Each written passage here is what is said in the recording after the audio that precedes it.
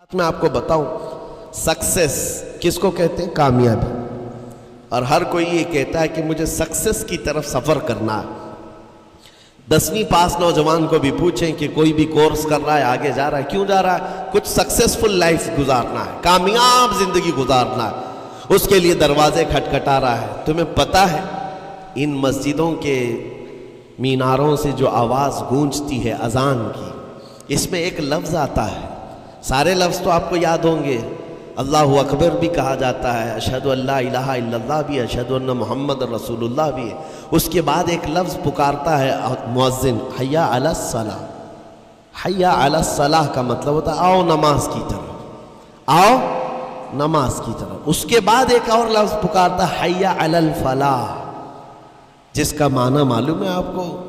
مؤذن یہ کہتا ہے آؤ کامیابی کی طرف، آؤ کامیابی کی طرف. ٹوٹل یہ دن میں 10 بار مؤذن پکارتا ہے. فجر میں 2 بار، ظہر میں 2 بار، عصر میں 2 بار، مغرب میں 2 بار، عشاء میں 2 بار. کتنی مرتبہ پکارا؟ 10 بار پکارا تمہیں آؤ کامیابی کی طرف. لیکن ایک بات یاد رکھو، یہ پکارنے والے مؤذن کی حالت مت دیکھو کہ یہ پکار رہا ہے، بلکہ یہ رحمان کی صدا ہے، یہ اللہ کی صدا ہے جو تمہیں بلا رہا ہے. یہ تو اپنی آواز اور اپنے الفاظ سے ترجمانی کر رہا ہے اور تمہیں اللہ کی صدا تمہارے تک منتقل کر رہا ہے. لیکن حقیقت میں بلانے والا کون ہے؟ اللہ ہے. مسجدوں میں بلانے والا کون ہے؟ اللہ ہے. اللہ کی صدا پر آپ آ رہے ہو. اب سوچو، جو رحمان تمہیں 10 مرتبہ دن میں یہ بات پہنچا رہا، آؤ کامیابی کی طرف، آؤ کامیابی کی طرف، تم اس چیز کو چھوڑ کر کے کامیابی ان لوگوں کے سامنے ڈھونڈنے نکلے جن کو پیشاب کرنے کا سلیقہ نہیں معلوم، جن کو کھانے پینے کے طور طریقے نہیں معلوم. ان لوگوں کے پاس ہمارے بچے اگر کامیابی ڈھونڈیں گے تو بات یہی ہے، ٹوپی کو سر پر پہنو تو اچھا لگے گا، لیکن دوسری جگہ پہننے لگو تو بیوقوف کہیں گے، ظلم کر رہے ہو ٹوپی کے ساتھ. اسی طرح میں کہتا ہوں مسلمان کو اللہ کی بارگاہ میں آ جانا سب سے بڑی کامیابی ہے. اور اگر دوسروں کے ہاں در در بھٹکتا ہے تو گویا کہ اس نے اپنی حیثیت کو ہی گرا دیا ہے. اسی لیے اقبال نے کیا کہا تھا، بہت اچھی بات، کہ وہ ایک سجدہ جسے تو گراں سمجھتا ہے. گراں کا مطلب کیا؟ بھاری. ایک سجدہ کرنے میں تو بھاری پن محسوس کرتا ہے. وہ ایک سجدہ جسے تو گراں سمجھتا ہے، ارے 1000 سجدوں سے دیتا ہے آدمی کو نجات. در در جھکنے سے تو تمہیں بچا لیتا ہے. اس کے سامنے بھی جھکا، نیتا کے سامنے بھی جھکا، سیٹھ کے سامنے بھی جھکا، پولیس کے سامنے بھی جھکا، جج کے سامنے بھی جھکا، سب کے سامنے جھک رہا ہے.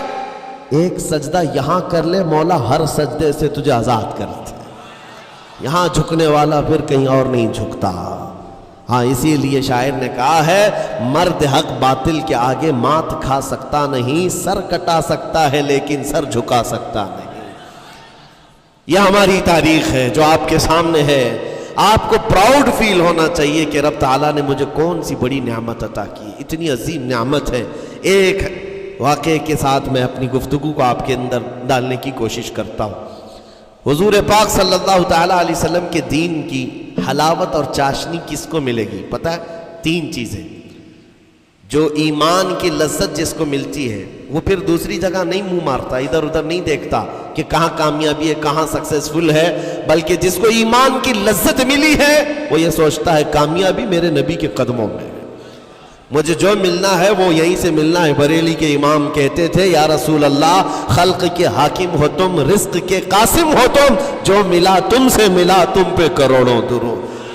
اور تم ہو حفیظ و مغیث، یا رسول اللہ تم ہو حفیظ و مغیث. کیا ہے وہ دشمن خبیث؟ تم ہو تو پھر خوف کیا، تم پہ کروڑوں درود. یہ ایمان کی لذت جسے مل جاتی ہے وہ کامیابی حضور کے قدموں میں ہی دیکھتا، پھر اسے ادھر ادھر کی چیزیں نہیں پریشان کرتی.